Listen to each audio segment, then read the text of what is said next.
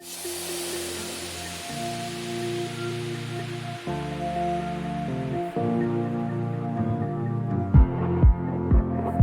à tous, on se retrouve aujourd'hui lundi 25 novembre pour notre vidéo hebdomadaire de marché.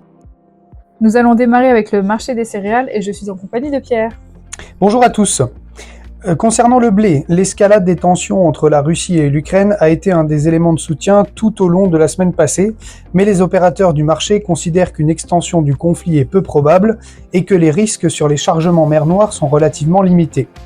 Pour preuve, le marché s'appuie sur la déclaration du Kremlin qui, je cite, « Les États-Unis ont compris le message ».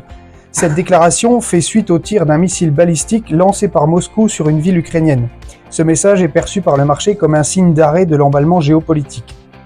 Les prix mer Noire restent attractifs et les très bonnes récoltes australiennes et argentines vont bientôt arriver sur le marché.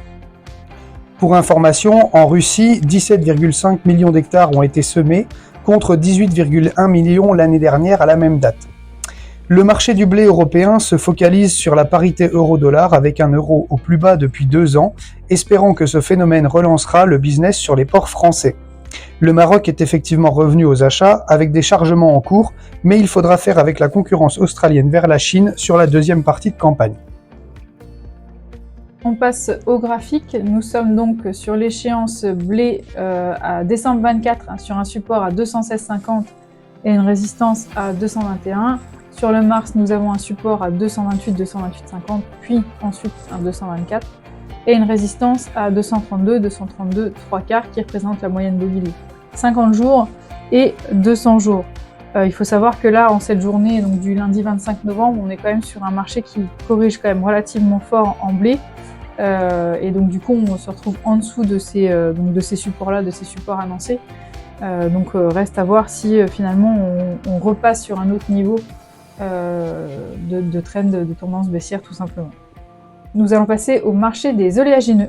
Le soja américain est en peine face aux sanctions sur l'huile de soja et craint une guerre commerciale avec la Chine.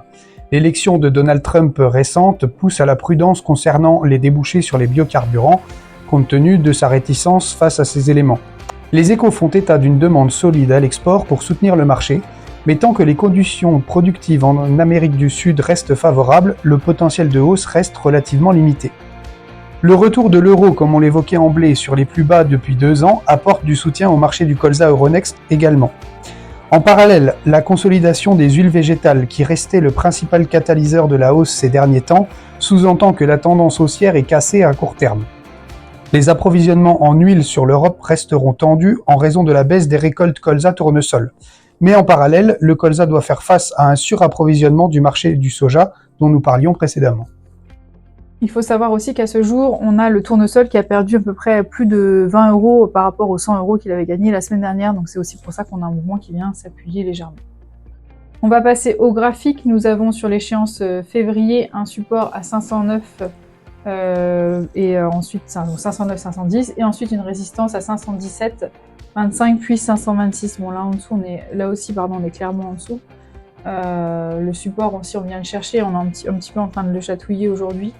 Donc reste à voir comment cela va évoluer et si finalement, comme l'a dit Pierre, si la tendance haussière est complètement cassée ou est-ce qu'on va venir le rechercher, revenir un petit peu dans le bas de la tendance ou est-ce que finalement on repart sur un nouveau niveau de consolidation concernant le marché du colza. Il ne faut pas oublier que c'est un marché extrêmement volatile, donc on peut aussi avoir des surprises dans un sens comme dans un autre.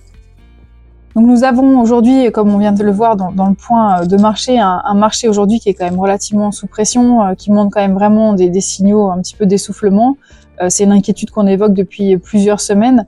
Là on a quand même un blé qui fait un moins 5 tout simplement aujourd'hui dans ses cotations.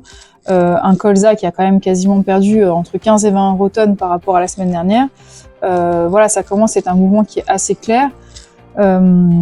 Comme on le dit depuis le début, je pense que là vraiment, du coup c'est encore plus compliqué de se positionner. Quand on a un marché qui a perdu autant, après on se dit qu'est-ce qu'on fait, sachant que ceux qui n'ont pas marqué, ils étaient déjà haussiers les jours précédents, donc là ça devient encore plus compliqué de se positionner. Néanmoins, reste à voir, comme je l'ai dit tout à l'heure, si le colza va venir rattraper un petit peu le bas de la tendance haussière dans laquelle il était initié.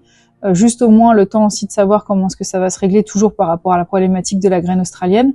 Donc ça, on va voir déjà cette semaine si le marché a vocation à reprendre une dizaine d'euros, 10-15 euros pour rattraper ce canal-là, et voir après, de toute façon il va en sortir un jour, mais voir de quelle manière il va en sortir. Est-ce que c'est maintenant ou finalement ça sera un peu plus tard? Voilà, c'est un petit peu la seule incertitude. Concernant en fait les blés, on sait qu'on est déjà voilà, sur un marché qui commence un petit peu à s'essouffler, on l'a vu. Globalement, les fondamentaux n'ont pas changé, mais on voit aussi finalement qu'on a une activité financière qui est quand même assez présente. Donc voilà, reste quand même à être vigilant sur la récolte 25 aussi, où finalement, pareil sur décembre 25, on a perdu une bonne vingtaine d'euros.